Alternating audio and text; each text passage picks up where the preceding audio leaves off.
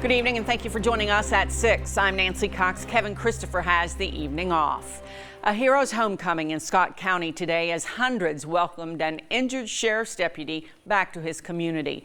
Deputy Jamie Morales is, for now, paralyzed after a gunfight with a serial robber back on September 11th. LEX 18's Lee Searcy has details of today's massive show of support in tonight's big story at 6. You could hear him coming. Deputy Jamie Morales escorted by a long line of flashing blue lights and welcomed by hundreds of well-wishers. That's him waving and smiling in the passenger seat of this taxi van. Those who know Morales say that's the Jamie they love, a fighter who will try his best to walk again. This community has his back. I'm praying for him, that God will heal him. Just breaks my heart. And he was doing it for Georgetown community and for our safety. The 8-mile procession started from the Scott County line on 64 to downtown, then past Scott County High School, where hundreds of students were ready and waiting to welcome the deputy home. 217!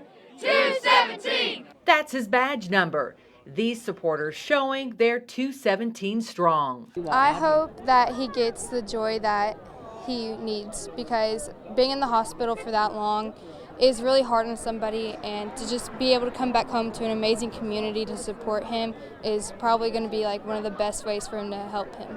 And Deputy Morales, if you're watching, this young lady also wants you to know you're an inspiration. He's inspired me by whatever comes your way, you're going to be okay. Covering the news in Scott County, Lee Searcy, LEX 18 News.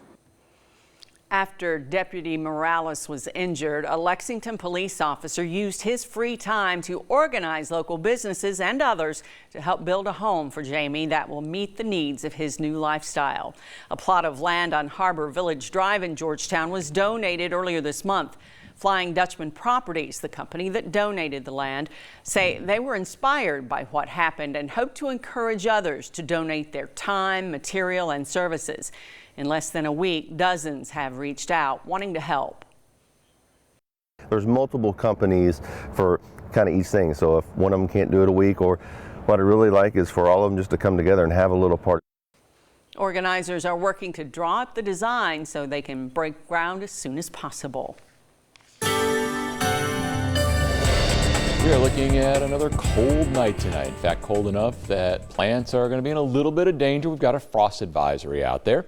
Frost advisory tonight runs from essentially Highway 127, then on off to the east. So it includes basically everybody at this point. Freeze warning up around Ashland. Not going to be a killing freeze, it looks like tonight, but certainly enough that if you've got a delicate plant out there, you may want to cover them up just in case. We may get down to that hard freeze, Frankfort and Flemingsburg. Low 30s there, and low 30s wouldn't be a surprise either. Lexington and Mount Sterling and Moorhead. You look further to the south, temperatures go into the upper 30s across southern Kentucky. You're looking at temperatures now. It's chilly. We're in the mid 50s, so that's running better than 10 degrees below normal.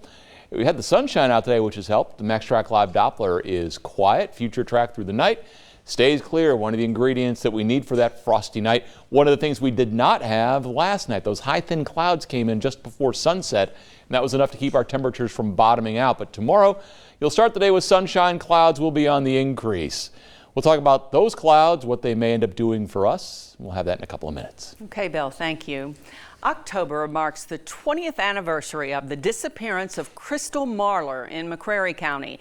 The 15-year-old's remains were found in 2009, but her killer remains unknown. LEX 18's Michael Burke has more from Whitley City.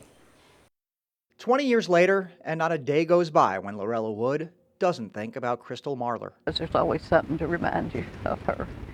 She was at my house a lot. Marlar was a half-sibling to Wood's grandson. She disappeared in 1998, and it wasn't until 11 years later when skeletal remains were located in McCreary County. Officials were able to rule her death a homicide. The case remains open, remains unsolved. They are somebody out there that knows what happened. We just hope that they come forward sometime or another and let this family have some peace. And after all this time, it's been 2 decades, all of the leads have dried up, dwindling down to just rumors and gossip. But the sheriff did say that no piece of information will be considered insignificant.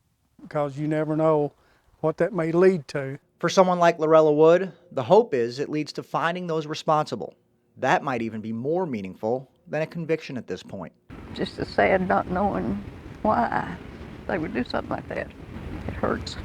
And the pain remains just as fresh as it was during the fall of 1998. You don't get over a death, but something like that's a lot worse. Covering the news in McCreary County, Michael Burke, LEX 18 News.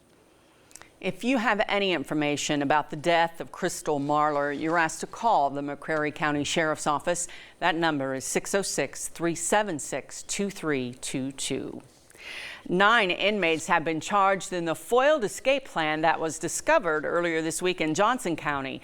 Big Sandy Regional Detention Center correction officers found a hole in the back wall of the inmate shower area during a routine check.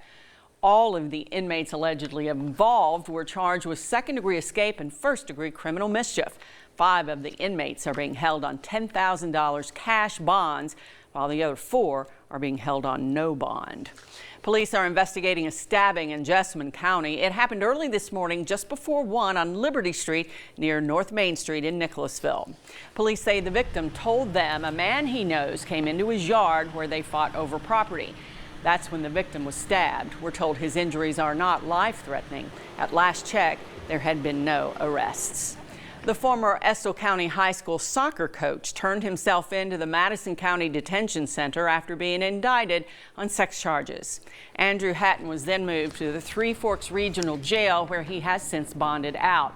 Hatton was indicted on several counts of rape and other charges. One member of the team reportedly told police she had sex with Hatton. Another says he sent her nude photos on social media and asked her to send photos back. Well, the lottery is on its way to breaking records. Today, Mega Millions jumped from $900 million to $970 million, and Powerball stands at $430 million. While no one has cashed in on the big jackpot, Eleanor Buckley tells us why someone in Lexington is still celebrating. The director of sales for This Minute, Mark, tells me he got the call first thing this morning confirming that that $1 million ticket had in fact been sold from this store. Now, $1 million ticket matches all numbers besides the Powerball number. Yesterday's winner was the 3rd millionaire created in Kentucky by the lottery in the past 10 days. But although that person won $1 million ticket, the jackpot ticket has yet to be drawn. The Minute Mart that sold the ticket says people have been coming in constantly to purchase lottery tickets. It is exciting. We pride ourselves in taking care of our customers, and it's just an extra bonus when you can make them a millionaire. The Powerball drawing is Saturday, and the Mega Millions will have their drawing on Friday. Covering the news in Lexington from the LEX 18 mobile newsroom, back to you.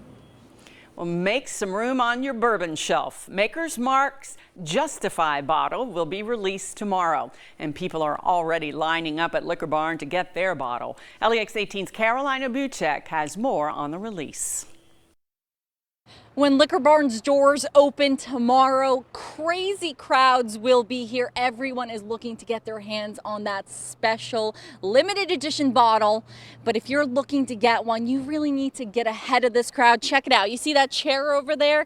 That is already someone reserving their spot. Inside the stores, the displays featuring balloons and plenty of Maker's products are already set up. But the sleek black bottle with green wax won't be out until tomorrow. Liquor Barn will have it at all of its stores, but at Beaumont, jockey Mike Smith will be there signing the bottles. He'll be there from 9 in the morning until they run out. And the store is expecting a lot of people, so they recommend getting there early. Hundreds and hundreds, yeah. There'll be a lot of people at each store because it's, it's a commemorative bottle. Everybody wants this bottle. And then on Saturday at the Beaumont store, they will also be releasing Pappy, so they are expecting a crazy weekend all around. Covering the news in Lexington from the LECT Mobile Newsroom, back to you. A Central Kentucky Wildlife Center says it plans to display a rare find, a two-headed copperhead. How you can catch a glimpse next on LEX 18 News at 6.